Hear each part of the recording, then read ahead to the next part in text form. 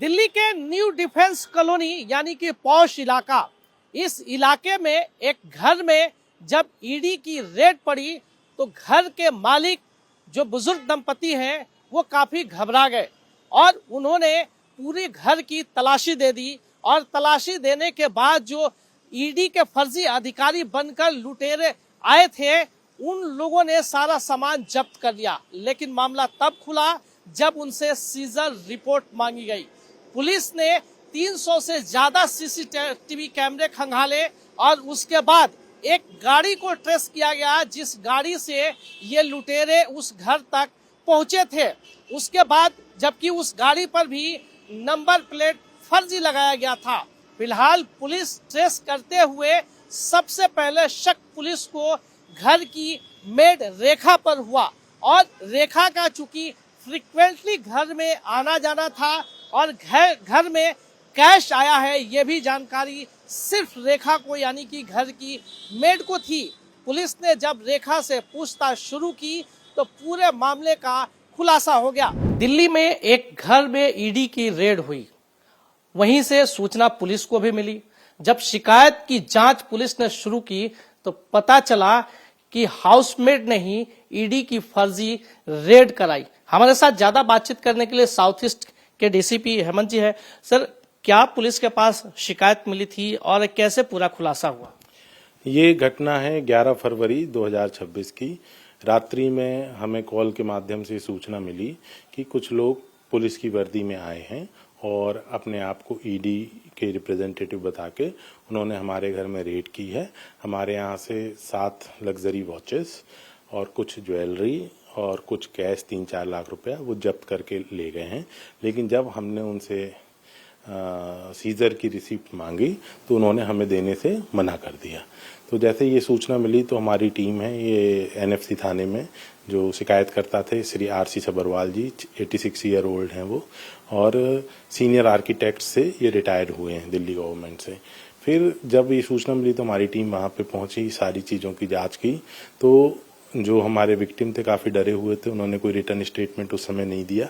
लेकिन हमने अपनी पूरी जांच जब चालू की, वहाँ के जो सीसीटीवी कैमरे लगे थे तो हमें समझ में आया कि एक ग्रे कलर की बैलेनो में 3 आदमी आए हैं।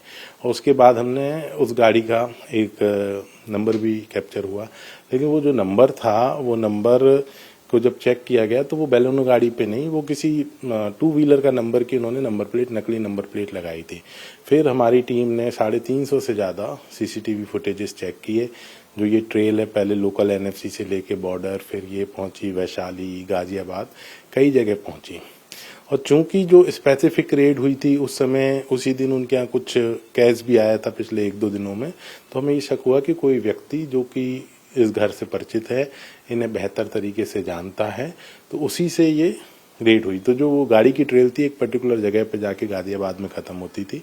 जब हमने जो उनके घर में मेड हैं और जो भी ड्राइवर्स हैं सब लोगों के जो मोबाइल के डाटा जब खंगाले गए तो उस पर्टिकुलर लोकेशन पे इनके घर में 1-2 साल से जो काम करती हैं मेड रेखा देवी, उनकी लोकेशन वहाँ कई बार आई थी। मतलब इससे समझ में आता था कि रेखा देवी उस जगह पे जाती रहती हैं।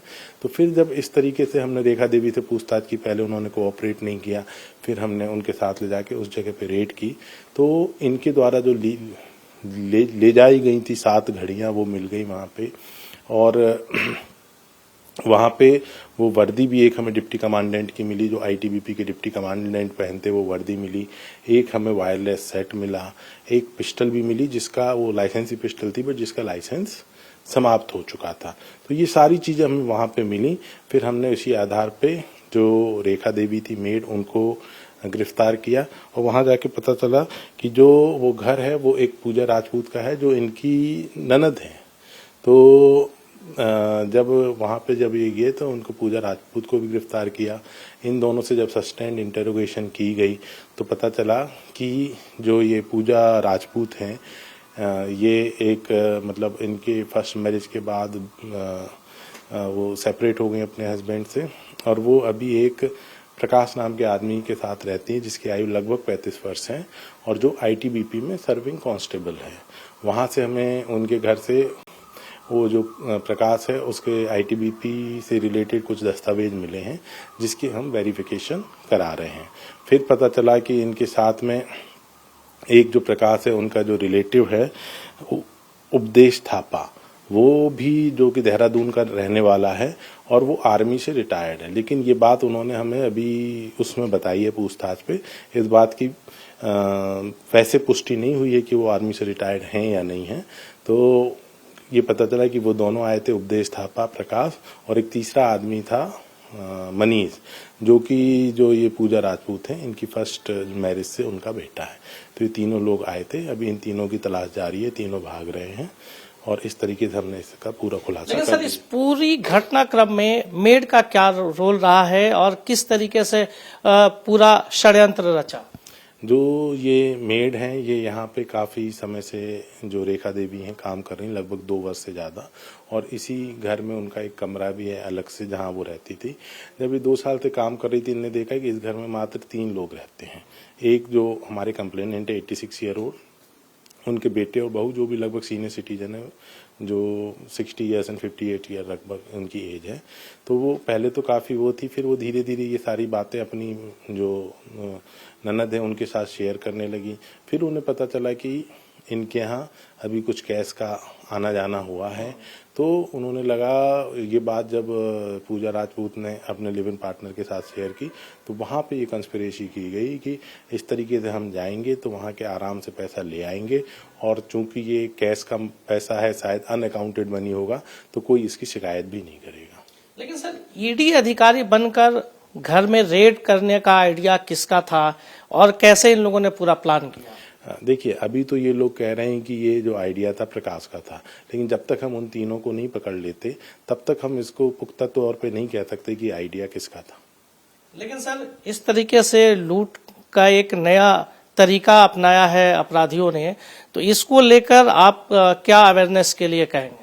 मैं सभी जो दर्शक है उनसे ये रिक्वेस्ट करना चाहूँगा कि अगर आपके यहाँ पे कोई भी एजेंसी का कोई आदमी आता है और आपके यहाँ कोई रेड करता है, तो पहले तो आप उससे सर्च वारंट दीजिए, और बाय एंड लार्ज हर बार कोई ना कोई लोकल पुलिस का साथ में ही आता है। आपको जरा भी ऐसा शक हो कि आपके यहाँ जो आया है वो असली नहीं है, तो आप 112 पे करके तुरंत ही पुलिस को सूचना दीजिए। पुलिस आपके पास पहुंचेगी और उनको वेरीफाई करेगी कि वो लोग असली हैं या नहीं है। अगर असली है तो वो अपना कार्य, जो लीगल कार्य है वो करते रहेंगे, अगर नकली है तो हम उन्हें, वो खुद ही डर के भग जाएंगे, अदरवाइज मिल भी गए तो हम उन्हें पकड़ के आगे की कार्रवाई करेंगे।